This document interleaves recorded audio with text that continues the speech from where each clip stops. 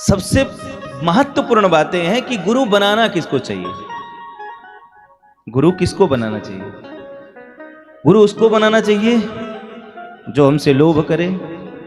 गुरु उसको बनाना चाहिए कि जो हमसे प्रेम करे। कुछ लोगों को बात कड़वी लगेगी लेकिन बात सही है, उसे सुनना भी पड़ेगा।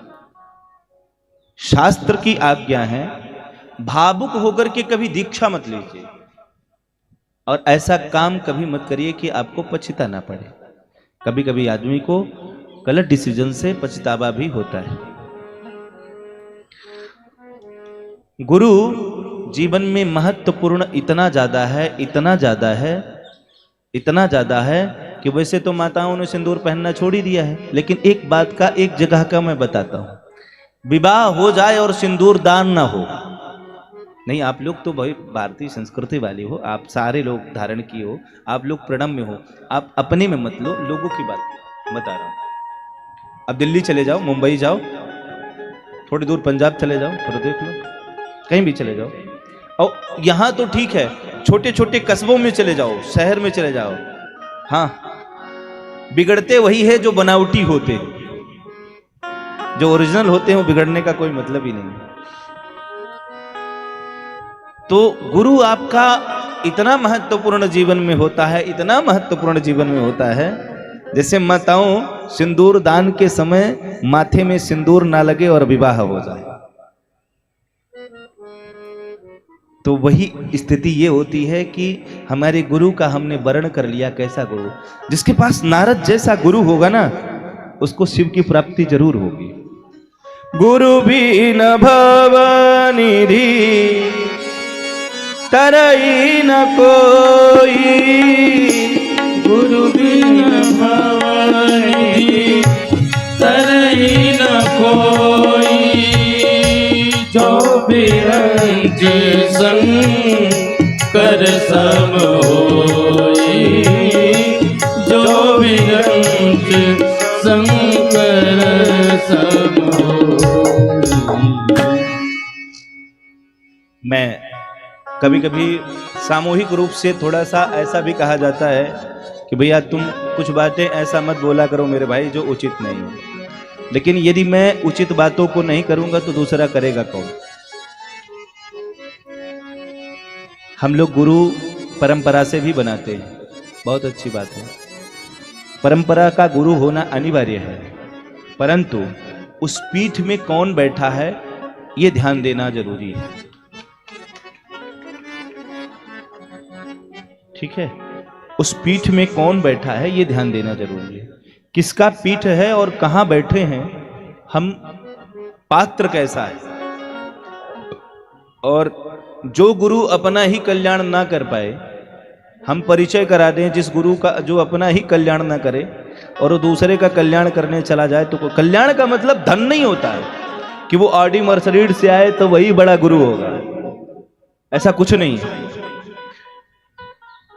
वो भाव नहीं है, भाव इतना है, दीयते ज्ञान संबंध, दीयते ज्ञान संबंध, क्षीयते मलत्रयम्।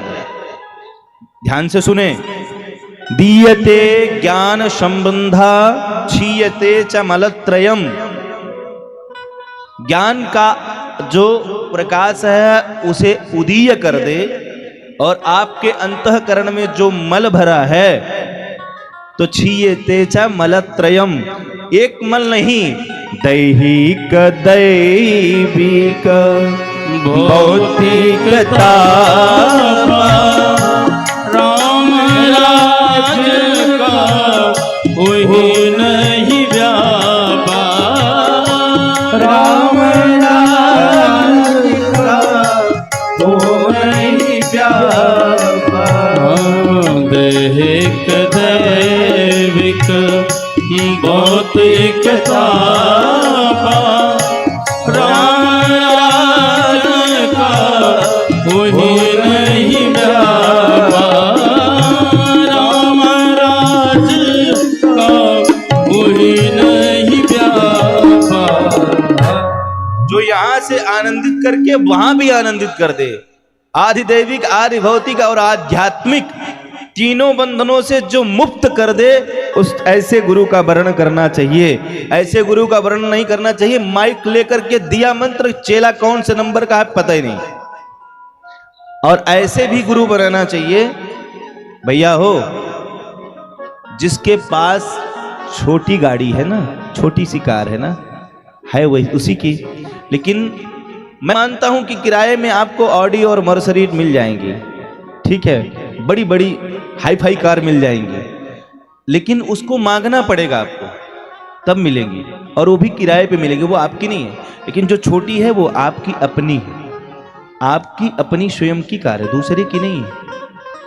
तो महत्वपूर्ण ये है कि हमारे गुरुदेव हमारे साल भर में मेरे आंगन में बुलाने में सहज अवस्था में मेरे सामर्थ्यता के अनुसार आ जाएंगे या नहीं आ जाएंगे, हम उन्हीं को गुरु बनाएंगे।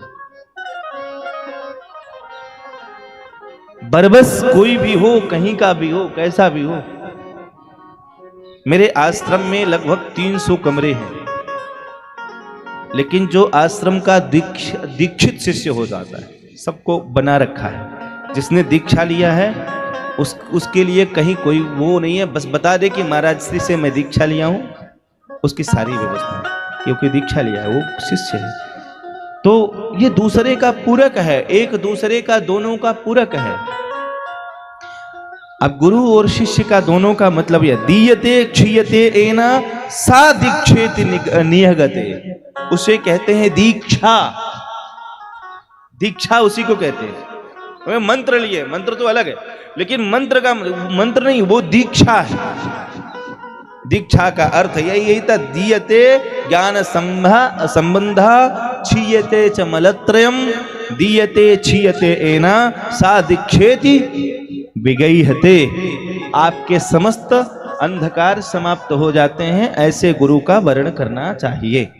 उनसे नहीं करना चाहिए भैया कौन से नंबर के शिष्य हो, पता ही नहीं है। और गुरुजनों का भी ऐसे है भैया, ठोक बजा करके जब आप घड़ा खरीदने जाते हो कलश भरने के लिए, घड़ा को ठोक लेते हो, तो है ना, वैसे भी कहावत है, पानी पियो छान के गुरु बनाओ जान के। हाँ, आपके अंदर सामर्थ्य नहीं है गुरु को जानने का, ये सच है, लेकिन गुरु के अंदर सामर्थ्य है शिष्य को पहचानने का, उसकी पात्रता क्या है। एक महोदय थे, बिहार में कथा कह रहा था, नाम नहीं बताऊंगा कौन जिला में था, हालांकि समझ जाएं तो ठीक है, अच्छी बात है, वही बस समझेंगे।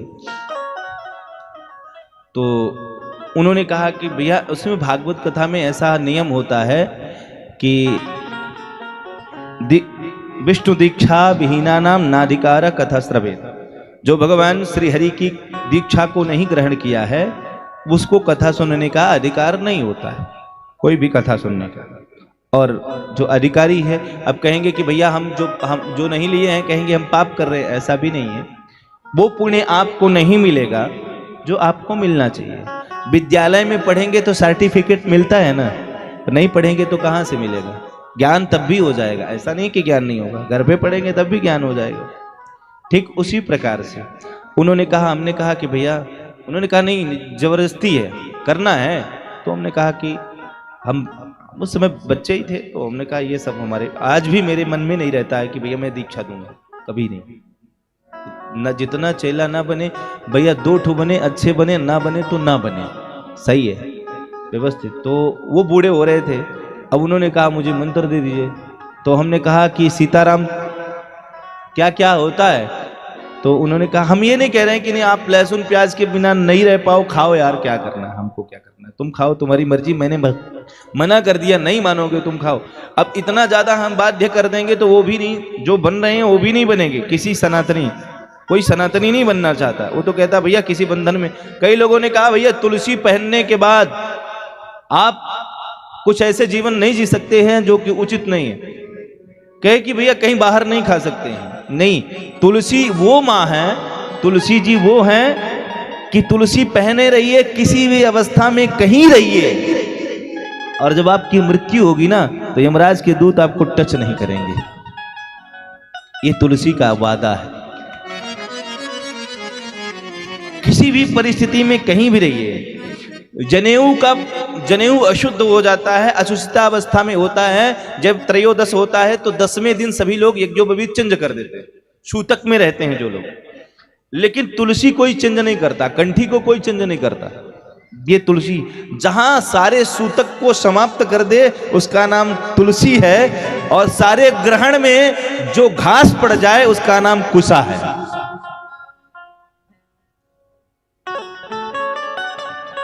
तो ये हमारे कोई सूतक कहीं कुछ भी नहीं, किसी भी परिस्थिति में तुलसी को धारण कर ले। शिव महापुराण में भी है। और जो तुलसी जी को धारण करता है, रुद्राक्ष को धारण करता है, रुद्राक्ष को जो व्यक्ति प्रेम से धारण करता है उसका मोक्ष तो होना ही होना है। और भैया यहां तक बताया गया है कि आप जब चिता में जाते हैं ना लकड़ी देने के लिए, व्यवहार पे जाते हो, तो वहां पे आप तुलसी ले जा करके दे दो, और तुलसी में चिता हो जाएगा। तो चाहे जितना बड़ा पापी व्यक्ति हो जाएगा, तुलसी जी की कृपा से वो तर जाएगा। ये पद्म पुराण में है, ऐसा पद्म पुराण में है। तो विज्ञान फलदः सैव द्वितीया लयकारिणी, तृतीया मुक्तिदा चैव तस्मात् दीक्षेति गीयते। और दीक्षा की 3 गति होती है। दीक्षा की 3 गति होती है। गति क्या है? विज्ञान फलदः चैव। पहली दीक्षा आप लोगे तो आपको ज्ञान और विज्ञान देने में जो सामर्थ्य होगा वो गुरु होना चाहिए। दूसरा, द्वितीया लय कारिणी, गुरु की कृपा इतनी हो जो परमात्मा से मिला दे। और तृतीया क्या है? तो तृतीया तद दीक्षेति गीयते, तृतीया है जो हमेशा मुक्ति को लेकर के गाती रहे कि तुम्हें मुक्त होना है। ऐसा गुरु जी का वचन है, और वो शिष्य मान करके स्वीकार ले कि मैंने गुरु दीक्षा ले रखी है और मेरे मुक्ति में कोई संशय नहीं है, मैं मुक्त हो जाऊंगा अथवा मुक्त हो जाऊंगी। ये निश्चय लेकर के जो चलता है शिष्य, वो तर जाता है।